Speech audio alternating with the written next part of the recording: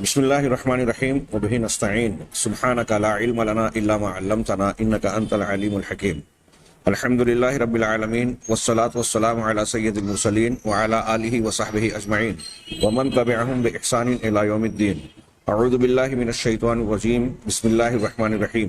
آمن الرسول بما انزل الیہ من ربہ والمؤمنون کل آمن باللہ وملائکتہ وکتبہ ورسلہ لا نفرق بین احد من رسلہ وقالوا سمعنا واطعنا غفرانک ربنا والیک المصیر. سامعین کرام، قرآن اور حدیث کے علمی معجزات کے ضمن میں ہم نے کئی چیزوں کا تذکرہ کیا. آج کے درس میں ہم انشاءاللہ 3 چیزوں کا انتہائی اختصار کے ساتھ ذکر کریں گے کہ اللہ تبارک و تعالیٰ اور اس کے رسول صلی اللہ علیہ وسلم نے انسانوں کی بھلائی اور فائدے کے لیے ان کے جسمانی اور دنیاوی فائدوں کے اعتبار سے امراض سے محفوظ رکھنے اور صحت کی حفاظت کرنے کے لیے بہت سارے ایسے نسخے اور ایسی باتیں بیان فرمائی جس کا 1400 سال پہلے لوگوں کے علم میں آنا ناممکن تھا. چنانچہ آج کے درس میں ہم حبۃ السودا، الحبۃ السودا یعنی کالا دانہ جسے شونیز بھی کہتے ہیں، اور کلونجی، اس کا تذکرہ جو اللہ کے نبی صلی اللہ علیہ وسلم نے فرمایا. زیتون اور زچکی کے آخری ایام میں اور زچکی کے بعد کھجور کی افادیت کے طور پر قرآن میں جو اشارہ موجود ہے اس کا تذکرہ انشاءاللہ کریں گے. سب سے پہلے الحبۃ السودا. صحیح بخاری میں حضرت امام بخاری نے کتاب الطب باب الحبۃ السودا کے تحت ایک روایت نقل کی کہ خالد بن سعد وہ کہتے ہیں، ان سے روایت ہے، وہ کہتے ہیں کہ ہم سفر میں نکلے، ہمارے ساتھ غالب ابن ابجر بھی تھے. وہ راستے میں بیمار پڑ گئے، مدینہ پہنچے. ہم جب مدینہ آئے تو وہ بیمار ہی تھے. چنانچہ ابن ابی عتیق رضی اللہ تعالی عنہ انہوں نے ہم سے کہا، وہ عیادت کے لیے آئے، ان کی عیادت کے لیے آئے، اور انہوں نے کہا کہ ہم سے کہا علیکم بہذہ الحبیبۃ السویداء، تم یہ کالے دانے کو لازم پکڑو، اس کے ذریعے سے علاج کرو، اس کو لو. فخذوا منہا 5 او 7، اس میں سے 5 یا 7 دانے لو. فاسحقوها، اسے پیسو. ثم اقطروها فی انفہ بقطرات زیت فی ھذا الجانب وفی ھذا الجانب، پھر اس کو زیتون کے تیل کے کچھ قطرات میں ملا کر ناک کے اس جانب اور اس جانب اسے ٹپکاؤ. پیس کر حبۃ السودا کو پیسا جائے 5 یا 7 دانہ، پھر اسے زیت میں یعنی زیتون کے تیل میں ملا کر کچھ قطرات داہنی جانب والے سوراخ میں اور کچھ دوسرے سوراخ میں اسے ٹپکاؤ. یہ علاج بتا کر انہوں نے حدیث کا تذکرہ کیا اور فرمایا فإن عائشہ رضی اللہ تعالی عنہا حدثتنی انہا سمعت النبی صلی اللہ علیہ وسلم یقول، اس لیے کہ حضرت عائشہ رضی اللہ تعالی عنہا ام المومنین نے مجھ سے حدیث بیان کی کہ انہوں نے نبی صلی اللہ علیہ وسلم سے کہتے ہوئے سنا ان هذه الحبۃ السوداء شفاء من كل داء الا السام، کہ یہ کالا دانہ یعنی کلونجی یہ ہر بیماری سے شفا ہے، ہر بیماری سے شفا ہے سوائے موت کے. کتنی جامع بات ہے، موت کے علاوہ تمام بیماریوں کا علاج ہے. قلت وما السام، میں نے پوچھا السام سے مراد کیا ہے، تو انہوں نے جواب دیا الموت، موت مراد ہے. یہی دوسری روایت امام بخاری نے حضرت ابو ہریرہ رضی اللہ تعالیٰ عنہ سے روایت کرتے ہوئے بتائی کہ انہوں نے خبر دی کہ نبی کریم رسول اللہ صلی اللہ علیہ وسلم کو فرماتے ہوئے سنا فی الحبۃ السوداء شفاء من کل داء الا السام، کہ حبۃ السودا، الحبۃ السودا کالے دانے میں یعنی کلونجی میں ہر بیماری کا علاج ہے سوائے السام کے. ابن شہاب کہتے ہیں السام سے مراد موت ہے، اور حبۃ السودا شونیز کو کہتے ہیں جسے ہم کلونجی کہتے ہیں. یہ 2 حدیثیں صحیح بخاری میں موجود ہیں. آپ اس میں الفاظ پر غور کیجئے کہ موت کے علاوہ تمام بیماریوں کا علاج ہے. آج اطباء سے آپ رجوع کریں، کلونجی پر تحقیقات اور اس سے دوا سازی کے بڑے پیمانے پر کام ہو رہے ہیں. بعض کمپنیوں نے، دوا ساز کمپنیوں اور اداروں نے، میڈیکل لائن کی پر کام کرنے والے لوگوں نے کلونجی کے فوائد اور کلونجی سے علاج پر باقاعدہ مختلف کتابیں شائع کی ہیں. اور میں نے ایک کتابچہ دیکھا، اس میں 120 بیماریوں کا علاج کلونجی اور اس کے تیل کے ذریعے سے کس طرح مختلف چیزوں کے مرکب میں یا انفرادی طور پر اسے کیسے استعمال کیا جائے، اوقات، طریقہ استعمال کے ساتھ اس میں اختصاراً بیان کیا گیا۔ 120 کے لگ بھگ صرف اس کتاب میں بیماریوں کا علاج، اور پھر جو چیزیں اس تحقیق میں نہ آئی ہوں یا اس کتاب میں موجود نہ ہو، دوسرے محققین یا اطباء کے یہاں ان کی تحقیق میں آئی ہوں، اس پر غور کیجئے۔ حبۃ السودا کے یہ استعمالات سائنس اور ترقی نے مختلف تحقیقات، تجربات سے گزرنے کے بعد معلوم کی کہ اس کو اور اس کے تیل کو زیتون کے ساتھ استعمال کیا جائے، سرکے کے ساتھ استعمال کیا جائے، شہد کے ساتھ فلاں معاملے میں استعمال کیا جائے، خارجی استعمال اس طرح کیا جائے، داخلی استعمال اس طرح کیا جائے۔ بعض ایسی متعدد بیماریاں آپ کو ملے گی کہ آج بھی انتہائی ترقی یافتہ متمدن طریقہ علاج، جس کو ایلوپیتھی کہتے ہیں، انگریزی طریقہ علاج، وہ لوگ کہتے ہیں کہ ہمارے یہاں ایسی کئی بیماریوں کا علاج نہیں ہے، کئی جلدی بیماریوں کا علاج وہاں نہیں ہے، پاگل پن کا علاج نہیں ہے، انسان کے پیٹ میں جو کیڑیاں ہوتی ہیں، وارم کئی طرح کے ہوتے ہیں، بعض وارمز ایسے ہوتے ہیں جوانڈیا یا اس طرح کا نام جو دیتے ہیں، کہتے ہیں کہ اس کا کوئی علاج ایلوپیتھی میں نہیں ہے۔ یہاں تک کہ بعض اطباء نے کہا کہ زکام کا بھی بالکل تیر بہدف علاج، تیر بہدف جس سے جو زکام ختم ہو، یہ انگریزی طریقے علاج میں، ایلوپیتھی میں نہیں ہے۔ آپ یہاں دیکھ رہے ہیں کہ حبۃ السودا کا علاج بتاتے ہوئے ابن ابی عتیق نے جب حضرت عائشہ صدیقہ سے وہ روایت نقل کی تو عیادت کے درمیان یہ علاج بتا رہے ہیں۔ بعض روایتوں میں کہ ان کو زکام کی کیفیت، سردی کی کیفیت بھی تھی، وہ اگر حبۃ السودا کے بیج کو لے کر زیتون میں ملا کر ناک میں ٹپکایا جائے تو کہتے ہیں کہ زکام سے شفا اللہ تبارک تعالیٰ کے اذن سے حاصل ہوتی ہے۔ زکام کا علاج، وہ وارم جو ایلوپیتھی یا انگریزی طریقہ علاج کہتا ہے کہ اس کا علاج ہمارے یہاں نہیں ہے، بہت ساری دوائیں آج دستیاب ہیں، کئی وارمز پیٹ سے صاف ہو جاتے ہیں لیکن بعض نہیں ہوتے۔ آپ اگر اطباء اور حکماء کہتے ہیں کہ اگر حبۃ السودا کا تیل اگر آپ سرکے کے ساتھ اتنے دن، ہفتے بھر اس طریقے سے استعمال کریں گے تو وہ چیز صاف ہو جائے گی، آپ کو اس سے نجات مل جائے گی۔ غور فرمائیے کہ آپ جو دیکھ رہے ہیں یہ بعض وہ طریقے جو آج کی ترقی یافتہ دنیا اور طریقے علاج جو بالکل متمدن اور اعلیٰ ترین معیار پر جہاں کام کیا جاتا ہے، وہ جہاں عاجزی کا اظہار کر رہے ہیں 1400 سال پہلے، نبی امی فرما رہے ہیں کہ اس چیز میں ساری بیماریوں کا علاج ہے۔ طریقے علاج کیا ہے یہ لوگوں کو معلوم کرنا ہے، یا تحقیقات یا فن کے جو جانکار لوگ ہیں حکمت اور طب کے اعتبار سے۔ نمبر 2 کہ اس کے کیا کیا اجزاء ہیں۔ حبۃ السودا میں قدرتی طور سے وہ کون سے اجزاء ہیں جو انسانی جسم کے کو تقویت پہنچاتے ہیں، غذائیت یا دوا کا کام کرتے ہیں، کون کون سے فوائد اس میں موجود ہیں، یہ آگے آنے والی بات ہے۔ قرآن اور حدیث فیصلہ کن اور نتیجے کی بات بیان کرتے ہیں، چنانچہ نبی کریم صلی اللہ علیہ وسلم نے نتیجے کی بات 1400 سال پہلے بیان کر دی۔ اب اس نتیجے کی بات پر قیامت تک آپ تحقیق کرتے رہیں، نئی باتیں منکشف ہوتی رہے گی، نتیجے کی بات وہی ہوگی کہ اس میں کلونجی میں ہر بیماری کا علاج ہے سوائے موت کے۔ کتنی جامع بات ہے! کیا یہ نبی کریم صلی اللہ علیہ وسلم کا علمی معجزہ نہیں ہے کہ ایک نبی امی ایک ایسا علاج، جامع علاج بتا رہا ہے، اور وہ بھی حتمیت اور قطعیت کے ساتھ۔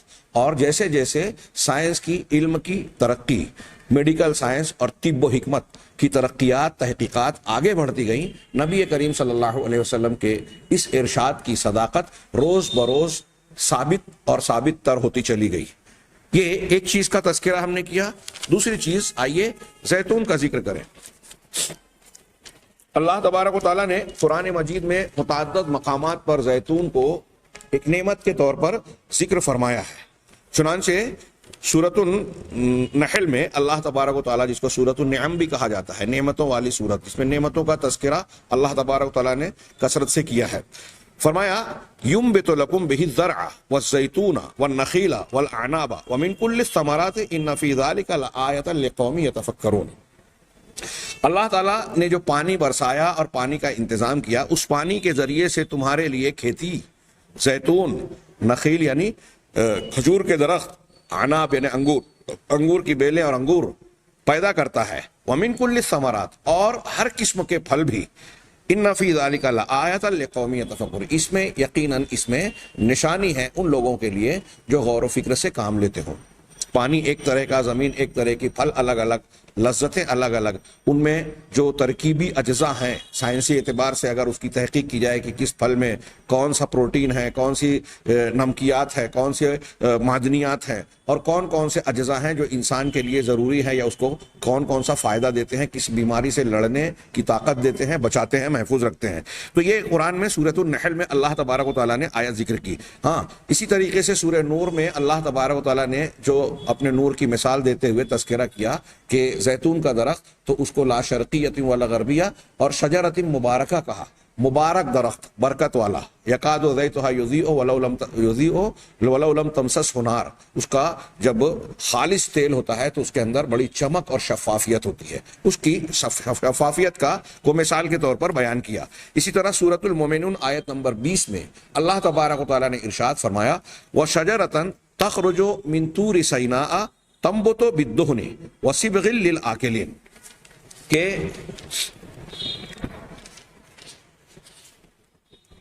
اور اسی پانی سے طور سینا سے ایک درخت اگتا ہے، اللہ تبارک تعالیٰ اسی پانی سے ایک درخت نکالتا ہے، اگاتا ہے جو روغن لیے ہوئے ہوتا ہے، تنبت بالدہن، یعنی یہ اگتا ہے اور ایسا درخت ہوتا ہے جس کے اندر روغن ہوتا ہے، دہنیت ہوتی ہے، ہاں، اور کھانے والوں کے لیے، وہ آگے فرمایا وَصِبْغٍ لِلْآكِلِينَ، اور کھانے والوں کے لیے، کھانے والوں کو سالن کا کام دیتا ہے، یعنی اس میں ڈبو کر شوربے کے طور پر اس کا استعمال کیا جاتا ہے، اس کا پھل بھی جو ہے اور اس کا رس یعنی مطلب اس کا تیل بھی انسان کے لیے مفید ہے۔ اس کے ضمن میں شیخ کیلانی زیتون کے درخت سے متعلق، اس کے فوائد سے متعلق مختصر سا حاشیہ انہوں نے درج کیا، لکھتے ہیں کہ اس درخت سے مراد کہ طور سینا میں جو درخت نکلتا ہے، اس درخت سے مراد زیتون کا درخت ہے۔ شام اور فلسطین اس درخت کا اصلی وطن ہے، اور طور سینا کا ذکر اس لیے کیا گیا کہ یہ اس علاقے کا مشہور مقام ہے، طور سینا۔ ہاں، اس درخت کی عمر، اس کا قد و قامت اور پھیلاؤ بہت زیادہ ہوتا ہے، جیسے ہمارے ہاں برگد کا درخت ہوتا ہے جس کے زیادہ پھیلاؤ کی وجہ سے اس کی کئی شاخیں واپس زمین تک آ کر اس کا سہارا بنتی ہیں۔ زیتون کے درخت سے تیل وافر مقدار میں حاصل ہوتا ہے، یہیں سے یہ تیل دنیا کے اکثر مقامات پر جاتا ہے۔ طبی لحاظ سے یہ تیل بہت مفید چیز ہے اور بہت سے لوگ اس کے پھل کا اچار ڈالتے ہیں۔ یہ اجمالی طور سے ایک مختصر سی بات کہہ رہے ہیں کہ طبی لحاظ سے یہ تیل بہت مفید چیز ہے اور بہت سے لوگ اس کے پھل کا اچار ڈالتے ہیں۔ اس کے تیل کو سالن کے طور پر بھی استعمال کرتے ہیں اور سالن میں گھی کی جگہ بھی استعمال کرتے ہیں۔ اس کی عام افادیت کے پیش نظر ہی اللہ تعالیٰ نے سورۃ التین میں زیتون کی قسم بھی کھائی ہے، والتین والزیتون، تین انجیر کی قسم اور زیتون کی قسم۔ اب انجیر کی بھی اپنے افادیت ہے، اب یہاں زیتون کا ہم تذکرہ کر رہے ہیں۔ زیتون کے تیل سے متعلق یہ ایک اختصار کے ساتھ قرآن اور حدیث کے علمی معجزات کے ضمن میں ایک عرب عالم بیان کرتے ہیں، نقل کرتے ہیں کہ لقد بین العلم ما يحملہ زیت الزیتون من مزایا، کہ علم نے یعنی سائنسی تحقیقات اور سائنس نے یہ بیان کیا ہے کہ زیتون کے تیل میں کیسی خصوصیات اور نمایاں امتیازات موجود ہیں، ہاں، تجعلہ افضل الدہون لغذاء الانسان، جس کی بنیاد پر، جس کی بدولت یہ خصوصیتیں جو زیتون کے تیل میں موجود ہیں اور کچھ امتیازی حیثیت اور اجزاء اس میں ایسے موجود ہیں جو زیتون کے تیل کو انسان کے لیے روغنیات میں سب سے افضل، سب سے بہتر فضیلت والا دہن اور روغن بنا دیتے ہیں۔ یعنی جتنی بھی روغنیات اور تیل کی مختلف شکلیں اور قسمیں دنیا میں پائی جاتی ہیں، اس میں سب سے بہتر اور افضل زیتون کا تیل ہے۔ ہاں، کیوں؟ لقیمتہ الغذائیہ مع قلت الکولسٹرول، کہہ رہے ہیں اس کی غذائی قیمت کی وجہ سے، اس میں جو غذائیت اور افادیت ہے، اور ساتھ ہی ساتھ اس میں کولیسٹرول کی مقدار کم ہے۔ بلکہ میں نے کہیں پڑھا، جدید تحقیقات یہ بتاتی ہیں کہ دوسرے تیل کی وجہ سے انسان کے جسم میں جو کولیسٹرول، نقصان دہ کولیسٹرول کا اضافہ ہوتا ہے، زیتون کا تیل اس کولیسٹرول کو جو نقصان دہ ہے انسان کے جسم میں کم کرتا ہے، اور جو کولیسٹرول انسان کے جسم کے لیے مفید ہے اس کو برقرار رکھتا ہے یا اس میں اضافہ کرتا ہے۔ بلکہ بعض لوگوں نے یہ بیان کیا کہ غالباً یہ واحد تیل ہے، مچھلی کے تیل وغیرہ کے بارے میں ایک الگ بات کہیں گے کہ یہ واحد تیل ہے جو نباتات سے پیدا ہونے والے، حاصل ہونے والے جو استعمال ہوتے ہیں بطور غذا کے، یہ واحد تیل ہے جس سے نقصان دہ کولیسٹرول کم ہوتا ہے، اور ایک طریقے سے یہ وزن کو اور موٹاپے کو کم کرنے والا یا نقصان دہ چربی اور کولیسٹرول کو کم کرنے والا مادہ ہے۔ دنیا میں واحد یہ تیل ہے۔ ہاں، الی جانب مزایاہ للجلد والشعر، اس کی اور بھی کچھ خصوصیات ہیں جو جلد، چمڑی کو اور بال کو فائدہ پہنچاتی ہے۔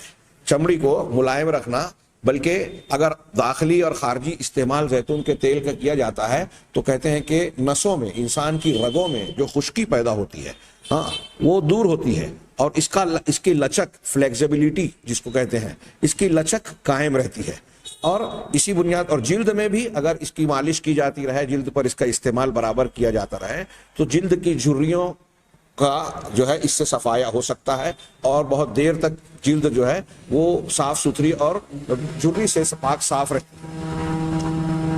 وقد ذکرہ اللہ تعالی، یہاں آگے کہہ رہے ہیں کہ اللہ تبارک و تعالیٰ نے زیتون کا تیل قرآن کی بہت سی آیتوں میں کیا ہے، حالانکہ یہ ان درختوں میں سے نہیں ہے جو جزیرۃ العرب میں مانوف اور لوگوں کے لیے مانوس تھے۔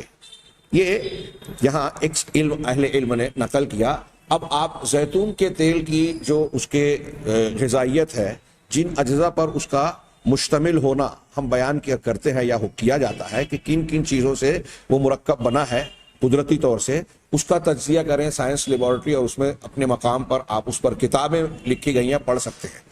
اگر یہ دیکھیں کہ زیتون کے تیل کی برکت، جس کو قرآن نے شجرہ مبارکہ کہا ہے، کتنی زبردست ہے، اور انسان کی غذائیت کے ساتھ ساتھ اس کے مختلف امراض سے بچانے میں یا بیماری لاحق ہو جانے کی صورت میں اس کو دور کرنے میں کتنا مفید ہے۔ لوگ کہتے ہیں کہ ایسیڈیٹی، جلن، التہاب بدن کے اندر اگر ہو، پیٹ اور معدے میں ہو، تو زیتون سے زیادہ بہتر اس میں کوئی علاج نہیں ہے۔ اسی طریقے سے یہ التہاب کی بنیاد پر آنتوں میں، معدے میں یا جسم کے اندرونی حصے پر اگر کوئی چھالا، جس کو انگریزی میں السر کہتے ہیں، السر ہے، تو اس کے لیے زیتون سب سے بہتر یعنی بچاؤ کا یا اس جلن سے اور اس کی تکلیف سے بچنے کا ذریعہ ہے، اور اس کے علاج کا بھی۔ کہتے ہیں کہ جب زیتون کا تیل استعمال کرتا ہے بندہ تو اندر جو چھالے یا زخم ہوتے ہیں اس پر ایک قسم کی چکنی لیئر اور کوٹنگ ہو جاتی ہے، جس کی وجہ سے اگر بعد میں کوئی چیز جس کے بعض مادوں اور رطوبات کی وجہ سے اس پر لگنے سے جو جلن کا احساس ہوتا ہے وہ کم ہو جاتا ہے۔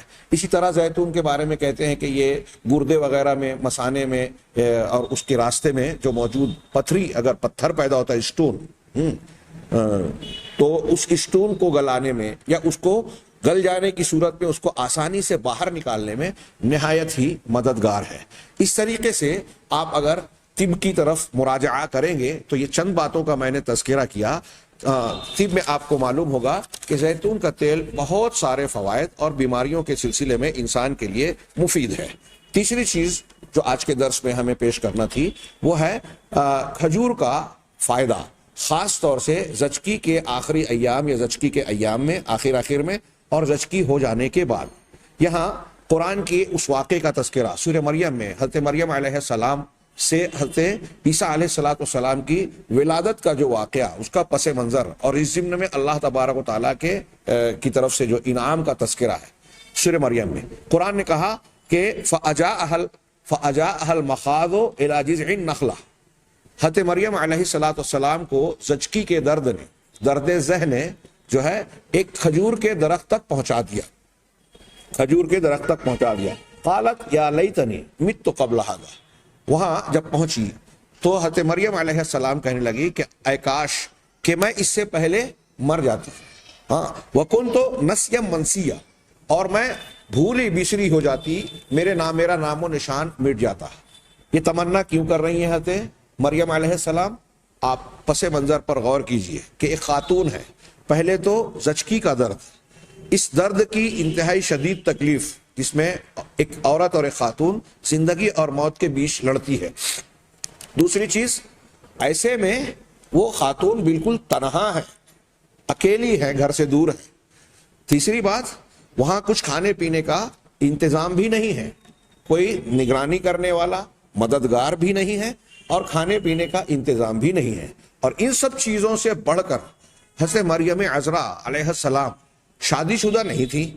حضرت عیسیٰ کی ولادت بغیر باپ کے ہو رہی ہے. ہاں، چنانچہ یہ بدنامی کا ڈر، انہیں اس بات کا یقین ہے کہ جب بچے کی ولادت ہوگی تو لوگ مجھ سے سوال کریں کہ اس کا باپ کون ہے. ہاں، یہ بات ہم معجزاتی طور پہ جانتے ہیں. میں نے اس سے پہلے تذکرہ کیا کہ منکرین حدیث اس کا انکار کرتے ہیں. اس وقت میری زبان سے نکلا تھا کہ وہ یہ کھینچتان کی کوشش کرتا ہے کہ ہارون، ان کے والد کا نام ہارون تھا آل عمران میں، لیکن ان سے جن کی منگنی کا تذکرہ توریت، انجیل وغیرہ میں ہے، وہ یوسف نجار ہے. ہاں، ہمارے یہاں منکرین حدیث کی کوشش کرتے ہیں کہ اس کو منگنی کے تذکرے کو جو اس کتاب میں ہے اس پر اعتماد کر کے ان کو شادی شدہ بیان کرنے کی کوشش کرتے ہیں. حیرت انگیز بات ہے، جن کے یہاں حدیثیں جو انتہائی اعلیٰ معیار پر ثقاہت اور عدم ثقاہت کے پرکھنے کے اعلیٰ ترین معیار پر صحیح اور ضعیف جس میں تقسیم ہے، وہاں صحیح بھی کہا جائے تو یہ اس پہ شکوک پیدا کر کے اس کو رد کر دیتے ہیں اپنی خواہشات کے مطابق. اور توریت اور انجیل جس کو قرآن و حدیث کی اور مشاہدے اور معلومات کی واضح ترین دلیلوں نے یہ بیان کر دیا کہ اس میں تحریف ہو چکی ہے، بلکہ عیسائی دنیا، یہودی دنیا بھی اس کا ایک طریقے سے اعتراف کرتی ہے کئی طریقوں سے. اس کے سلسلے میں یہ حدیثوں سے زیادہ اعتماد کرتے ہیں، حالانکہ وہاں بھی شادی کا تذکرہ نہیں ہے، منگنی کا تذکرہ ہے. خیر، یہ بات ضمناً آ گئی. اللہ تعالیٰ ارشاد فرما رہا ہے کہ حضرت مریم علیہ السلام اس تکلیف اور پریشانی کے عالم میں ایک کھجور کے درخت کے تنے پر آ کر بیٹھ گئیں، پہنچ گئیں. فناداہا من تحتہا اللہ تحزنی قد جعل ربک تحتک سریہ. تو ان کے نیچے سے انہوں نے ندا دی. کنہوں نے؟ فرشتے نے. کس فرشتے نے؟ وہی فرشتہ جس نے اللہ کے حکم سے آ کر ان کو اولاد کی گویا بشارت دی تھی اور روح پھونکی تھی. اسی فرشتے نے آ کر ان کے نیچے سے، نچلی طرف سے جو ہے ندا دی، آواز دی اور کہا کہ تم غم نہ کرو، اللہ تحزنی، غم زدہ نہ ہو جاؤ، غم میں مبتلا نہ ہو. یقیناً تمہارے پروردگار نے تمہارے نچلے حصے کی طرف جو ہے چشمہ جاری کر دیا ہے. ہاں، حضرت مریم علیہ السلام کو جہاں پہنچایا، ان کے پیروں کے پاس سے نیچے سے ایک میٹھے پانی کا چشمہ بہ رہا ہے. یہ اللہ تبارک و تعالیٰ نے گویا پینے کا انتظام کر دیا، سیرابی کا انتظام کر دیا. ہاں، اس کے بعد اللہ اس آواز اور ندا نے کیا کہا؟ وَهُزِّ إِلَيْكِ بِجِذْعِ النَّخْلَةِ، اور آپ اس کھجور کے درخت جس پر آ کر آپ بیٹھی ہیں اس کو جو ہے تیزی سے ہلائیں. وَهُزِّ إِلَيْكِ، اس کو تیزی سے ہلائیں.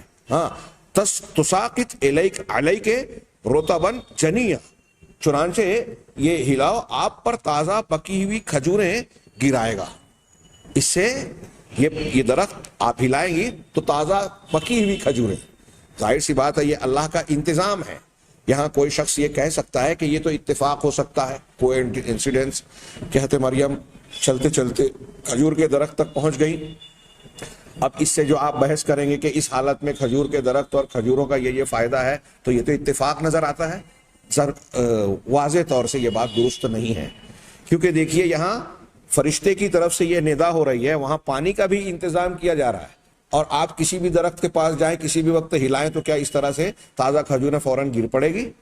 نہیں. ظاہر سی بات ہے یہ اللہ تعالیٰ کا انتظام تھا، اور اس انتظام کی بنیاد پر حضرت مریم علیہ السلام کو اللہ تعالیٰ کی مشیت نے اور رہنمائی نے اس کھجور کے درخت تک پہنچایا تھا. چنانچہ یہی ہوا. اب پینے کے لیے پانی اور کھانے کے لیے یہ کھجوروں کے تازہ رطب جس کو کہتے ہیں، تازہ پکی ہوئی کھجوریں جو غذا کا بھی کام دیتی ہیں اور لذیذ بھی ہوتی ہیں. ظاہر سی بات ہے یہ کھجوریں سادہ غذا بھی ہے اور انتہائی مناسب اور متوازن غذا بھی ہے. یہاں صاحب علم نے یہ بات نقل کی کہ فی طب الولادت الحدیث، جدید ولادت کی طب میں، یعنی بچے کی ولادت اور زچگی کی شکل میں جو معاملات بچے اور اس کی والدہ کو، زچہ بچہ کو جو پیش آتے ہیں، اس طب نے یہ تحقیق کی اور یہ معلومات حاصل کی تو یہ تعطی الحاملہ فی اواخر ایام ہارمونا انثویا لتقویت انقباضات الرحم عند الولادہ. کہہ رہے ہیں کہ حاملہ عورت جو ہے وہ حمل کے آخری ایام میں ایسے انثوی مادہ کے ایسے ہارمون اس کو دیے جاتے ہیں. جدید طب میں ایسے ہارمونز دیے جاتے ہیں جو رحم کے اندر پیدا ہونے والے انقباض اور تناؤ کو جھیلنے کی، اس کو ہلکا کرنے کے سلسلے میں، ولادت کی تکلیف کو کم کرنے کے سلسلے میں مددگار. ان انقباضات پر قابو پانے کے لیے، ان تکلیفوں کو کم کرنے کے لیے، ولادت کو آسان بنانے کے لیے ایسے ہارمونز انثوی یعنی نسوانی قسم کے ہارمونز دیے جانے کو جو ہے سائنس والے تحقیقات کی روشنی میں اس کی تائید کرتے ہیں، اس کی گویا سفارش کرتے ہیں. ہاں ثم لیساعدہ علی طرد بقایا الدم من الرحم. ہاں پھر کہہ رہے ہیں کہ تاکہ اس کے ذریعے سے زچگی کی تکلیف میں، پیٹ کے درد میں اور زچگی ہونے میں آسانی ہو. پھر ساتھ ہی ساتھ ولادت ہو جانے کے بعد، زچگی ہو جانے کے بعد رحم مادر میں، بچے دانی میں اور پیٹ میں جو گندا خون اور گندگی آلائش موجود ہوتی ہے، اس کے اخراج میں بھی یہ چیز مددگار ہوتی ہے. ایسی قوت یافتہ، ایسے قوت والے ہارمونز دیے جائیں. کما تعطی ملیناً لطرد نفایات الامعاء.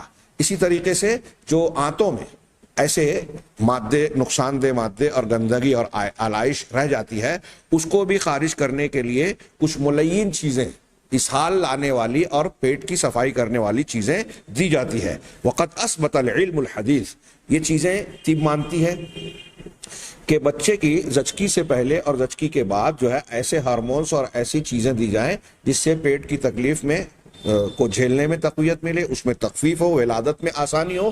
مزید یہ کہ ولادت کے بعد پیٹ اور آنتوں سے گندگی اور آلائش جلدی سے جلدی صاف ہو، باہر نکلے، کیونکہ یہ اندر جتنے دنوں تک رہے گی بچہ کو اتنی تکلیف، گندگی کا احساس اور اس کو ایک قسم کی جو ہے اس کی تاثیر سے دو چار اور جوجھنا پڑتا ہے، دو چار ہونا پڑتا ہے. چلو آگے یہ کہہ رہے ہیں وقد اثبت العلم الحدیث. جدید علم نے یعنی سائنس کی تحقیقات نے یہ بات ثابت کی ہے کہ ان الرطب یقوم بہاتین الوظیفتین الی جانب قیمتہ الغذائیۃ العالیہ. یہ ایک جملے میں انہوں نے بہت اچھی اور لمبی بات کہہ دی کہ جدید تحقیقات اور سائنسی اکتشافات نے یہ بات ثابت کی ہے کہ رطب یعنی پکی ہوئی تازہ کھجور، یہ دونوں کام زچگی کے سلسلے میں، زچگی سے پہلے کی تکلیف اور اس کو جھیلنے کے سلسلے میں، اور ولادت کے بعد گندگی کو صاف کرنے کے سلسلے میں، رطب جو ہے وہ بہت اہم کردار نبھاتا ہے. اس کے اندر ایسی تاثیر موجود ہے جو ان دونوں کاموں کو اپنی غذائی قوت کے ساتھ ساتھ ان دونوں کاموں کو بڑی خوبی سے انجام دیتا ہے. رطب کے اندر یہ خصوصیت اور تاثیر موجود ہے کہ زچگی کے سلسلے میں تقویت پہنچائے اور زچگی ہو جانے کے بعد خون اور آلائش کی صفائی میں مددگار ہو. اللہ تبارک و تعالیٰ نے گویا اس واقعے میں حضرت مریم علیہ السلام کے لیے ایسا انتظام کیا، کیونکہ حضرت عیسیٰ علیہ السلام کی ولادت ایک خرق عادت اور معجزانہ طور پر اللہ کی نگرانی میں ہو رہی تھی. چنانچہ زچگی کے وقت اللہ تبارک و تعالیٰ کی جانب سے جس غذا کا انتظام کیا گیا وہ زچگی سے پہلے اور زچگی کے بعد انسانوں کے لیے بڑی مفید ہوتی ہے. یہ اس واقعے میں بعد والوں کے لیے اشارہ موجود تھا. اصل مقصود تو واقعے کی ہدایت اور اس سے مراد تفسیر میں ہم پڑھتے ہیں، جانتے ہیں، جو ترجمے سے بھی کسی حد تک ظاہر ہے، لیکن ضمناً اس میں رطب پکی ہوئی تازہ کھجوروں کا ایک فائدہ بیان کیا گیا 1400 سال پہلے، جس کی تاثیر اور جس فائدے کو آج کی سائنسی جدید تحقیق بہت لمبا سفر کرنے کے بعد وہاں پہنچ سکی ہے. ایک ایسی منزل جہاں سائنس کی تحقیقات آج کے زمانے میں پہنچی ہے. اللہ کے نبی صلی اللہ علیہ وسلم پر نازل ہونے والے قرآن نے 1400 سال پہلے اس کو بیان کر دیا تھا یہ کیا علمی معجزہ نہیں ہے؟ یقیناً ایسی باتیں اور اس قسم کی دلیلیں ثابت کرتی ہیں کہ یہ کلام اللہ کا کلام ہے، علیم و خبیر کا کلام ہے، اور قرآن اور جناب محمد رسول اللہ صلی اللہ علیہ وسلم دونوں کی باتیں اللہ رب العالمین کی طرف سے ہیں۔ لہٰذا انسان کو چاہیے کہ اپنے خالق مالک کی ان باتوں کو سر جھکا کر قبول کر لے۔ اللہ تعالیٰ سے دعا ہے کہ ہمیں بھی صحیح ایمان کو اختیار کرنے کی توفیق عطا فرمائے۔ وآخر دعوانا ان الحمد للہ رب العالمین۔